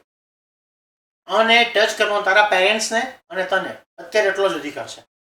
તું 16-17 વર્ષ નથી, પછી અમને પણ એવું તને તારા પ્રાઇવેટ પાર્ટ્સને ટચ કરવાનો અધિકાર અમને લોકોને નથી, તારી પરમિશન વગર. આજે તારી પરમિશન વગર તારી સ્કૂલના ટીચર પણ તારા પ્રાઇવેટ પાર્ટને ટચ કરશે ને તો તારે મને વાત કરવાની. મેં એટલી એની છૂટ આપી છે તો એ મને આવીને વાત કરશે કે પપ્પા આજે આવું થયું. પણ આજે તમે જ વાત નહીં કરો તો છોકરાને જ એમ થશે કે યાર હું કહીશ તો કેવું ફીલ થશે. એટલે આ વસ્તુ વિશે વાત થવી જરૂરી એટલે છે કે આપણને જાણવા મળે કે સામે શું થઈ રહ્યું છે. આજે તમે એવું ધારો છો કે તમારા કિડ્સ છે, તમારી ડોટર છે, તમારો સન છે, એ મોલેસ્ટેશનની વાત આવીને કરે તમને, તો તમે એ વસ્તુનો કન્વર્ઝન સ્ટાર્ટ કરશો ને તો એ તમને રિસ્પોન્સ કે તમારી પાસે આવશે, આવીને વાત કરી શકશે. તો તમારે એને કમ્ફર્ટ એટલું આપવું જરૂરી છે આ વસ્તુ. અને આ કમ્ફર્ટ ક્યારે આવશે? જ્યારે આપણે સેક્સ એડ્યુકેશન સ્ટાર્ટ કરશું. બિહાગ ત્રિવેદીની મૂળ વસ્તુ 3 છે કે ભાઈ ભગવદ્ ગીતા, ચાણક્ય નીતિ અને સેક્સ એજ્યુકેશન આ આવવું જોઈએ. તો આના માટે તમને શું લાગે છે કે સરકાર કેટલી તૈયાર હશે, કઈ વસ્તુને કેટલું એક્સેપ્ટ કરી શકશે? સર, આજે ભગતસિંહની એક બહુ સરસ વાત છે કે જ્યારે એણે બોમ્બ ફેંકેલો ત્યારે કે કોઈ પણ બેરા હોય ને એને સંભળાવવા માટે ધમાકાની જરૂર છે. આવા કેટલા ધમાકા થઈ ગયા છે, હા, એ તો વાત છે, હકીકત છે. બહુ બધા ધમાકા થઈ ગયા. પણ એક વસ્તુ એ છે કે જ્યાં સુધી એઝ એ પેરેન્ટ આજે હું સમજુ છું કે આ વાતનું ઇમ્પોર્ટન્સ શું છે. આજે સપોઝ એવું વિચાર કરો કે નેક્સ્ટ યરથી નેક્સ્ટ એડ્યુકેશન યર જે આવશે માર્ચ એપ્રિલથી, ત્યારથી ગવર્મેન્ટ એવું એનાઉન્સ કરે કે આજે 6 સ્ટાન્ડર્ડ ટુ 8 સ્ટાન્ડર્ડ સુધી સેક્સ એડ્યુકેશન આપવામાં આવશે. તો કેટલા પેરેન્ટ્સ રેડી થશે આ વસ્તુ? ના, એટલે જ કદાચ ગવર્મેન્ટ નથી કરતી ને, એટલે જ એટલે એવું કદાચ હોઈ શકે એમ. નહીં, એ જ છે રીઝન એ જ છે. આજે એઝ એ પેરેન્ટ પહેલા આપણે એક્સેપ્ટ કરવાની જરૂર છે કે ના આ વસ્તુ સ્કૂલમાં શીખવાડવી જોઈએ. આજે હજી પણ તમે જે પ્રમાણે કીધું એ પ્રમાણે આજે બોડી પાર્ટ્સના જ્યારે ભણાવવાની વાત આવે છે ત્યારે હજી આજે ગર્લ્સને અને બોયઝને અલગ અલગ બેસાડીને ભણાવે છે. તમે સાથે બેસાડીને ભણાવી શકો આ વસ્તુ, એવું એડ્યુકેશન સિસ્ટમ જ્યારે બનશે ને ત્યારે સેક્સ એડ્યુકેશન સૌથી પહેલું આવશે. કેમ કે આજે મેથ્સ છે, સાયન્સ છે, એ બધું પ્રેક્ટિકલ વસ્તુ પછી યુઝ થશે. એટલે સેક્સ એડ્યુકેશન છે કે મેન્ટલ હેલ્થ રિલેટેડ સ્ટડીઝ છે કે ભગવદ્ ગીતા છે કે જે વસ્તુ ઇન્સ્ટન્ટ તો ઇમ્પ્લિમેન્ટ કરવી જ પડે એવી છે અત્યારે, એ વસ્તુ સ્કૂલોમાં કોલેજીસમાં હોવું બહુ જરૂરી છે. જો આ વસ્તુ ત્રણમાંથી કે ભગવદ્ ગીતા, ચાણક્ય નીતિ અને સેક્સ એજ્યુકેશન, સપોઝ આને આ લેવલ ચાલતું રહ્યું, કહેવાનો મતલબ એ છે કે ભાઈ ઓકે, ભગવદ્ ગીતા આવી ગઈ છે, ચાણક્ય નીતિ નહીં આવે શું ફરક પડશે, સેક્સ એજ્યુકેશન વાલીઓ નથી, શું જોઈ રહ્યા છો આવનારું ભવિષ્યમાં? સર, જો આવી રીતે ચાલશે ને તો એક સ્ટોરી છે, 5 મિનિટ. આપણને ખબર છે ચાઇના એક વોલ બનાવી હતી કે જે ચાઇનાનું ગ્રેટેસ્ટ વોલ ઓફ ચાઇના, એ શું કામ બનાવી હતી ખબર છે? ચાઇના ઉપર કોઈ એટેક ન કરી શકે એની, એટલે એ લોકોએ વોલ બનાવી. પણ તમને એ ખબર છે કે એ વોલ બનાવ્યાના 100 વર્ષની અંદર ચાઇના ઉપર 3 હુમલા થયા, 3 એટેક થયા. અને જે લોકો એનિમી હતા ને એ લોકો વોલ કૂદીને આવ્યા જ નથી. વોલના જે દરવાજા છે ત્યાં જે વોચમેન બેઠા હોય ને એને બ્રાઇબ આપી દરવાજા ખોલાવી અને અંદર આવી ગયા. ચાઇનાએ છે ને દિવાલ બનાવી હતી પણ એના જે વોચમેન આપ્યા હતા ને એનું ઘડતર નહોતું કર્યું. આ ઘડતર છે ને 3 જ રીતે થાય સમાજમાં. એક પહેલું ઘડતર ક્યાં થાય? મા બાપ દ્વારા. એટલે આજે તમે એવું ધારો છો કે સેક્સ એડ્યુકેશનની વાત થવી જોઈએ અને એનું ઘડતર થવું જોઈએ, તો as a parents is your responsibility પહેલી કે તમે એની વિશે વાત કરવાનું ચાલુ કરો. બીજી વસ્તુ, ટીચર દ્વારા માણસનું ઘડતર 3 રીતે થાય: પેરેન્ટ્સ, ટીચર અને તમારી પાસે કોઈ એવા આદર્શ વસ્તુ હોવી જોઈએ, આદર્શ લોકો હોવા જોઈએ. આપણી પાસે 3 વસ્તુ છે જ સમાજમાં. આપણા પેરેન્ટ્સ છે, આપણા ટીચર પણ છે અને આપણી પાસે ભગવદ્ ગીતા, ચાણક્ય નીતિ, કામસૂત્ર જેવા આદર્શ ગ્રંથો છે આપણી પાસે. તો આપણે આપણા માણસોનું ઘડતર કરતા કેમ નથી? આ ઘડતર કરવાનું જ્યારે ચાલુ કરશો ને ત્યારથી આપણે જે ધારીએ છીએ ને બદલાવ, એ બદલાવ આવશે. પણ જો આ વસ્તુ ઘડતર ના થાય ને તો કોઈ પણ સમાજને નસ્તો નાબૂદ કરવો હોય ને તો એવું કીધેલું છે કે કોઈ પણ સમાજને નાબૂદ કરવું હોય ને તો આ 3 વસ્તુનું ઇમ્પોર્ટન્સ તમે ઘટાડી આપો ને તો એ જે સમાજ છે ને, જે કન્ટ્રી છે ને, આપોઆપ બરબાદ થઈ જશે. તો આપણે આ વસ્તુનું જો નહીં ચાલુ કરીએ ને તો આપણે બરબાદી તરફ જઈએ જ છીએ. ચોક્કસ. બિહાર ત્રિવેદી આજે આપણી સાથે ઘણા બધા સબ્જેક્ટ ઉપર ડિસ્કસ કર્યું. એમાં એક સબ્જેક્ટને હું પોસ્ટપોન રાખું છું કારણ કે એ એટલો બધો વાસ છે, એટલો બધો ડીપલી વિષય છે અને એમાંથી ઘણું બધું જાણવા મળે છે. એ છે પેરેન્ટિંગનો. ભાઈ, અમે અપેક્ષા રાખીએ ફરી પાછા આ પેરેન્ટિંગના સબ્જેક્ટને લઈને આપણે ડિસ્કસ કરીશું.